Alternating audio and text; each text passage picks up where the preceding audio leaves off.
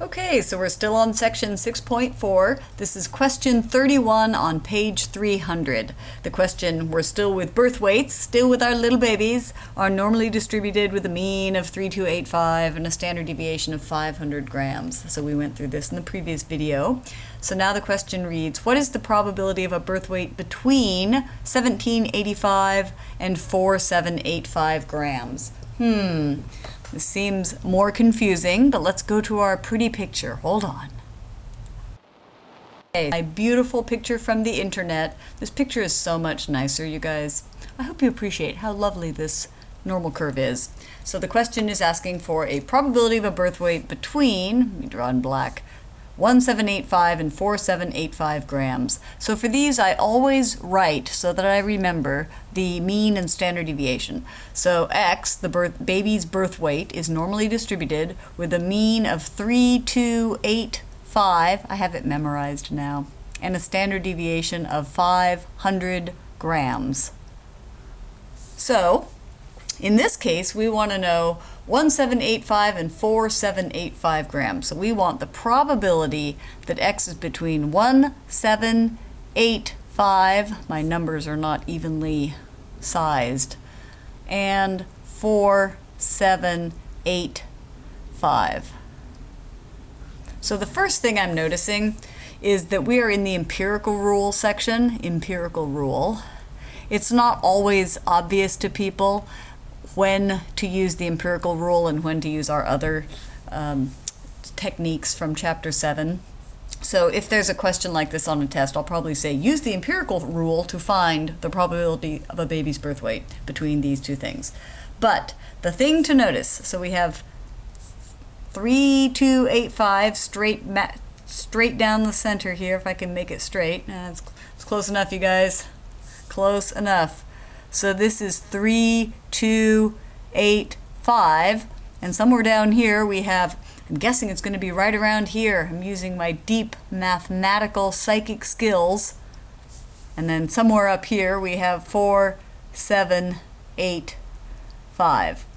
So, thing number one to notice, if you subtract these two numbers, you'll notice there is a difference of 1500 between them. 1500. So if you take 3285 minus 1785, it equals 1500. I spent hours with my abacus figuring that out earlier. Okay, and same thing, you look at 4785 to 3285, you subtract them, and you say, oh, there's a difference of 1500 from there to there. Okay, why does that matter? Because we want to use the empirical rule, and the empirical rule has to do with the number of standard deviations. So 500 is a standard deviation, and 1500 is a brilliant multiple of 3 standard deviations. 500 times 3 is 1500. That was the times right there. Equals 1500.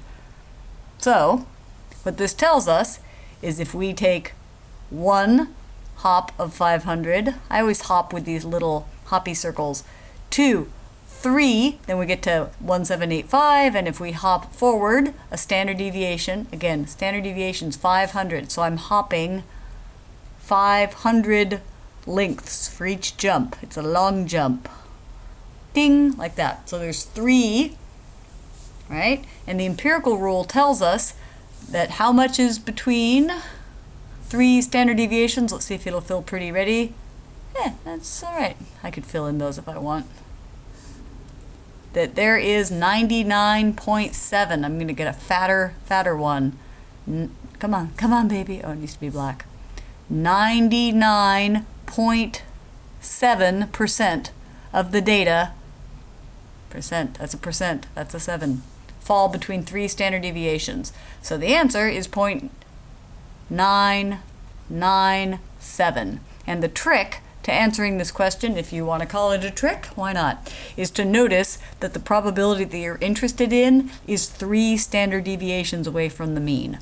And you say, what if it wasn't 3 standard deviations? What if it was 1,700 and 4,000? And you're freaking out. Don't worry, we'll get to that in chapter 7. This is just using the empirical rule.